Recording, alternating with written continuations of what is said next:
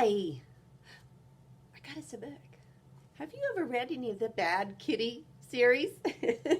This is called Bad Kitty's Christmas.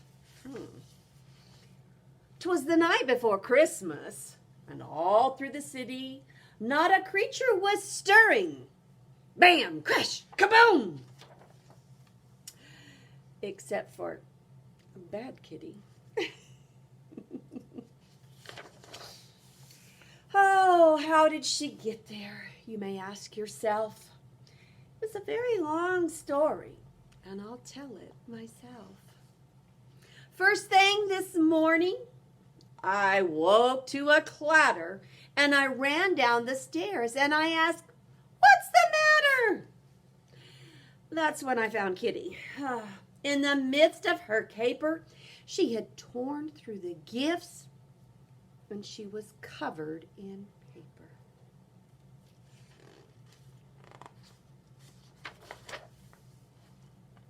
The angel was bushed.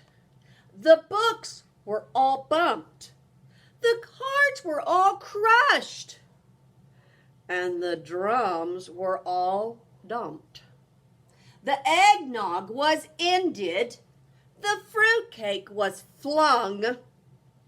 The gifts were all gutted, and the holly was unhung. Uh-oh. The icicles were injured. The jingle bells jumped. Kris Kringle was kicked, kerplunk. The lights were all lumped. The manger had been mauled, the nutcracker nailed, the ornaments outsed, and the poinsettia had been paled. The quiet was quashed, the ribbons ripped up, the star was sent swirling, and the tree was tripped up. The unicorn was uglied. Vixen was vexed. And the wreath looked just wrecked. And the xylophone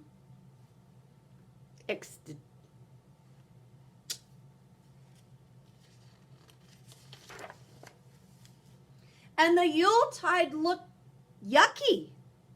And the zeal had been zapped. When I had found Kitty in the shreds where she napped. "Oh, Kitty, bad Kitty!" I filled with distress. "You've ruined our Christmas. Just look at this mess. All of these presents, these were for you. Why did you do it?" And Kitty said, "Meow." Though there were presents and bundles of boxes galore, Kitty was angry. She wanted more. She wanted an ape and a bear and a cormorant dish, a duck and an eagle baked with a fish, a gecko, a horse, an ibis, a jackal, a kiwi, a lion. In a soup with a mackerel. Ooh. A narwhal, an owl, and a penguin on rye. A quail and a rabbit and a seahorse in pie. A toad and an urchin, a vole and a whale, a zerx and a yak, fried with zebra tail. Guess Kitty's hungry. That does it. I've had it. Just look at this place. I don't care if you are mad, Kitty. You're a disgrace. I've never known someone so selfish and greedy. 'Tis the season, you know, to give to the needy. I'd better start cleaning. What will you do? Do you feel like helping? And Kitty said, meow. She was still miffed when we packed up to go on an afternoon trip to a Christmas Eve show.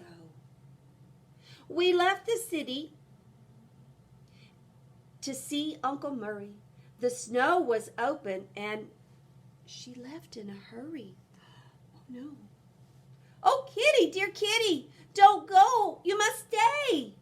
We shouted and cried, but she ran away. But still she abandoned us right then and there, and we thought we'd never see her again. Says, oh no, not Puppy too. Come back, come back. Puppy got out too? Oh no. 'Twas the night before Christmas, and out on the street I saw a little black cat with little wet feet. She sat in the alley, a path dark and scary. She didn't look jolly, and she didn't look merry. She looked so alone as she sat there and pondered, as if she was lost and unsure where she'd wandered. Then she began to meow and to bellow. She cried for a while until I said, hello, what do we have here? A little black cat? Don't you have a home? Let's look into that.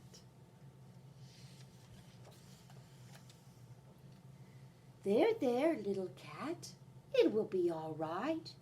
You shouldn't be out on this cold, wintry night. I'll take you upstairs and dry off your fur. Would you like some food? And the kitty said, now my home is a bit empty. Why, it's practically bare. But I still have a little, and I'm happy to share. I grabbed a clean towel and dried off her back and set down a plate with a small, tasty snack. And if you can see, Puppy is looking for Kitty.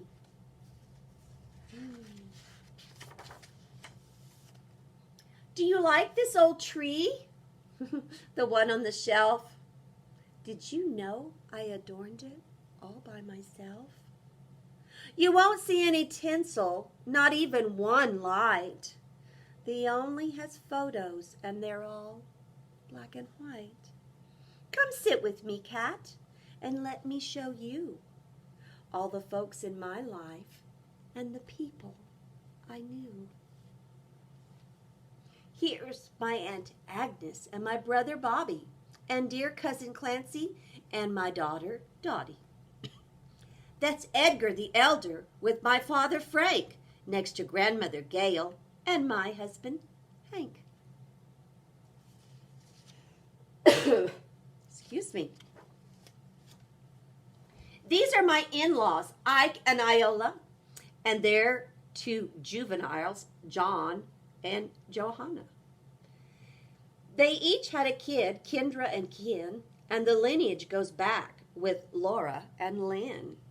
And here's my mother, Marge, with her lovely niece, Nan, with her offspring, Oscar, and her partner, Pam. That's Quinn in the quilt, a family heirloom. He's related to Robert, who hails from Khartoum. That's my sister, Sophie, and her twins, Tina and Todd, who had the nose. Oh, and there's Uncle Upton, who had a nose that was cold. And that's Vashta, my friend, or friend. Excuse me. And Walter's wife, and he's my son.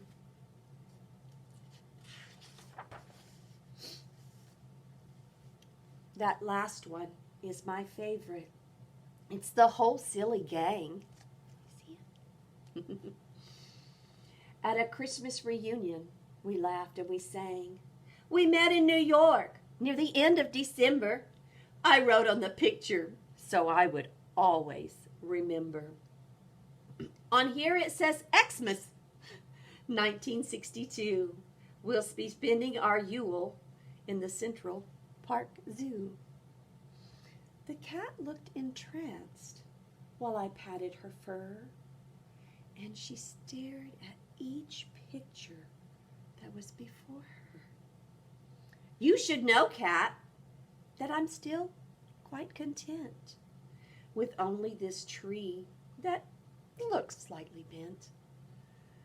I may not have jewels or a car or a yacht, but I still have my memories, and that's quite a lot. There goes Puppy up the stairs. Little cat, is this what Christmas should be? It's not about stuff or a big spending spree. It's not about presents all over the place. It's not about food and stuffing your face. Like Hanukkah, Kwanzaa, and Eid, you see, Christmas is all about family. Home's where the heart is. That's what they say. So I'll bet your heart feels miles away. Don't fret, little cat. Wipe off that tear. If we can't find you home, you can stay here. But I could tell that she was homesick and she wanted more. And then we heard a scratch at the door. There's Puppy.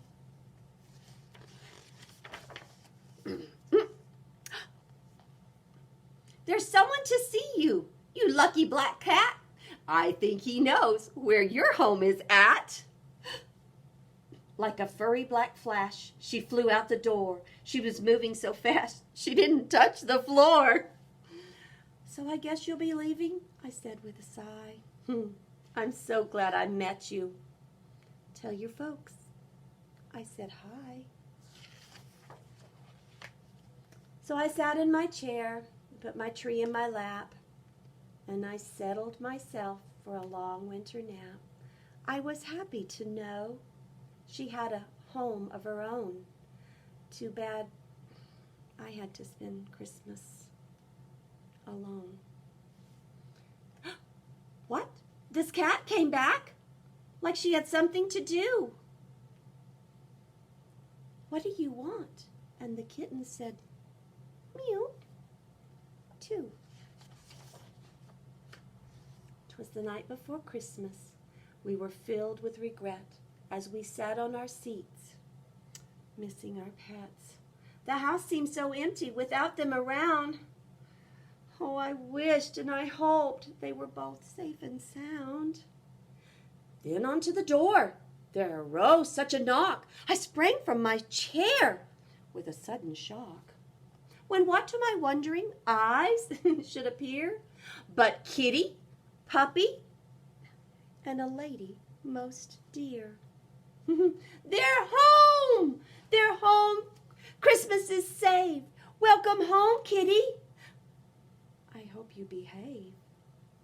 And thank you, dear lady, for bringing them back. I hope you'll stay and have a light Christmas snack.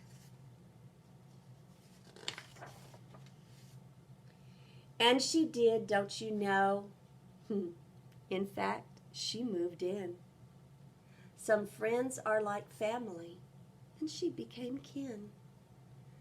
Up there is her photo, and it's high on the tree, wrapped snug in the branches for all to see. So Kitty is home now, and I think that she'll stay. She's gone off to bed at the end of a long day. This story is over. Well, that's not right. Merry Christmas to all. and to all a good night. Kitty found out what the meaning of Christmas was. Christmas means family and being with those that you love. I hope that you have a wonderful Christmas, and I hope you enjoyed our story. And don't you forget that I love you. Bye.